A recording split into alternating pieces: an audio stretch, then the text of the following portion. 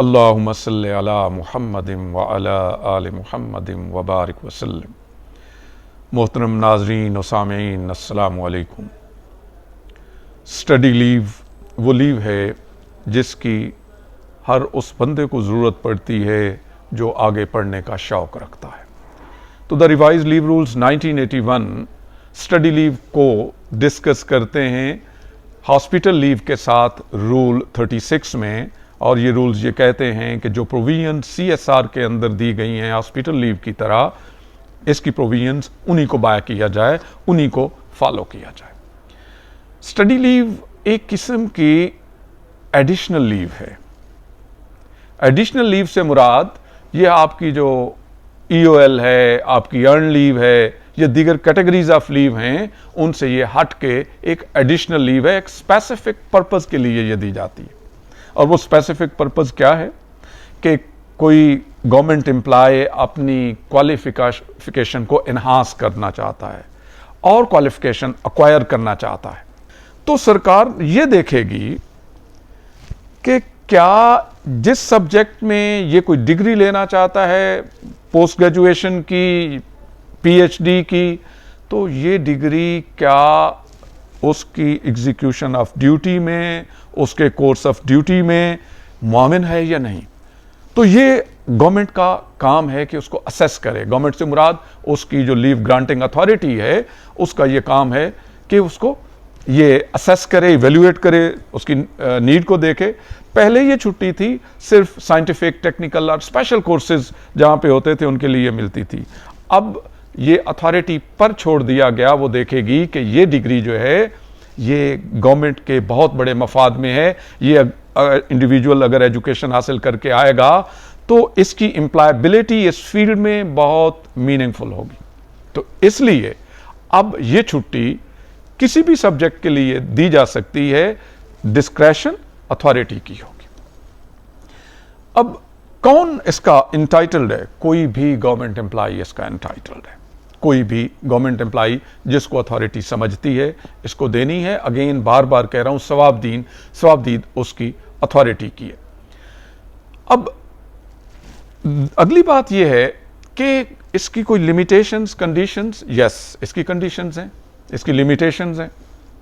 Condition यह है, ordinarily यानी अमूमी तौर पर वो गवर्नमेंट सर्वेंट जो छुट्टी अवेल करना चाहता है, जिसने स्टडी लीव अप्लाई की है, उसकी कम अज कम 5 साल रेगुलर सर्विस, 5 साल की कम सर्विस पर उसको ये छुट्टी अमूमी तौर पे नहीं मिलेगी।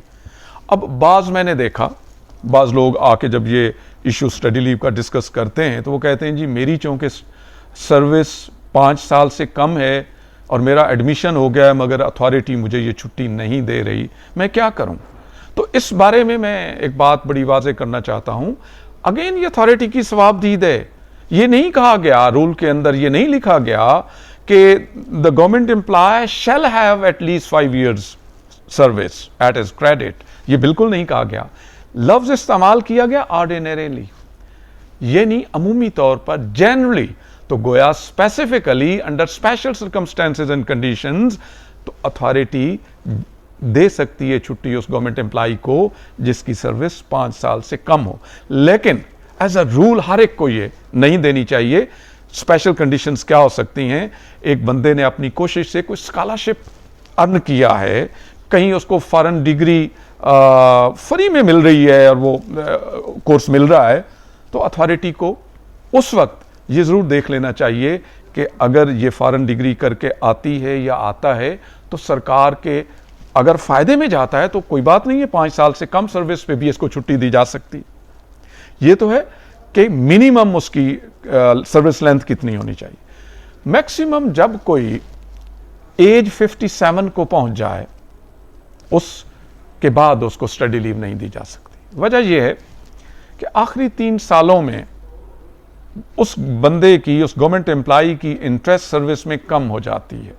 तो गोया वो मफाद, वो फायदा, वो यूटिलिटी जो किसी गवर्नमेंट एम्प्लॉय ने अपनी 40 या 50 साल 55 साल तक की उम्र तक देनी है, वो एक 57 एंड अबव का नहीं दे सकता। तो इसलिए रूल्स ने इसको स्टिपुलेट कर दिया, इसको फिक्स कर दिया कि जिस गवर्नमेंट एम्प्लॉय की एज 57 हो जाए, क्योंकि 60 पर तो उसने रिटायर होना है, तो गवर्नमेंट उसको 57 की एज को पहुंचने पर और उसके बाद स्टडी लीव ग्रांट ना करे। अब नेक्स्ट बात कि किस डिग्री के लिए कितनी छुट्टी मिलेगी। पोस्ट ग्रेजुएशन के लिए 2 साल मिलेगी और पीएचडी के लिए 4 साल। लेकिन एक वक्त में 2 साल पहली सूरत में नहीं दी जाएगी।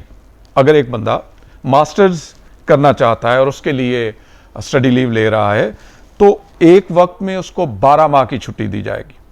12 माह के बाद उसकी इवैल्यूएशन ली जाएगी, उसके यूनिवर्सिटी से पूछा जाएगा या वो खुद वहां से सर्टिफिकेट लगाएगा कि इसकी परफॉर्मेंस इस 1 साल के अंदर अच्छी रही है और इसको दूसरे साल की छुट्टी दी जानी चाहिए।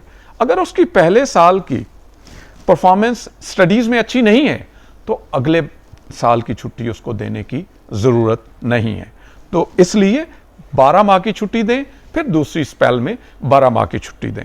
और जो फेल हो जाएगा पहले साल में, उसको अगले साल की एक्सटेंशन नहीं दी जाएगी। ये लीव रूल्स कह रहे हैं। इसी तरह एक बंदा पीएचडी करने जा रहा है, तो 2 साल की छुट्टी एट अ टाइम उसको दे। अगर अथॉरिटी चाहे तो 12 माह की दे, 4 स्पेल 12 माह की भी कर सकती है, नहीं तो 2 स्पेल्स कर सकती है, लेकिन साथ साथ उसकी इवैल्यूएशन लेती रहे। जो शख्स फेल होके आए, डिग्री लेके ना आए, फेल होके आए, अथॉरिटी को यह चाहिए कि उसके खिलाफ प्रोसीड करे। क्यों प्रोसीड करे? इतना अरसा उसको गवर्नमेंट ने एक एक्स्ट्रा बेनिफिट दिया, उससे ड्यूटी नहीं ली, जिसके लिए वो रिक्रूट हुआ था, जिसके लिए वो सर्विस में आया था, वो ड्यूटी उससे नहीं ली। फिर गवर्नमेंट ने उस अरसे की उसको पूरी तनख्वाह दी है, इतना बड़ा ट्रस्ट किया है। तो जब कोई फेल होके वापस आता है, उसने वो दिन, वो वक्त जो वो लेके गया था, वो ज़ाया किया, उसने गवर्नमेंट का पैसा ज़ाया किया।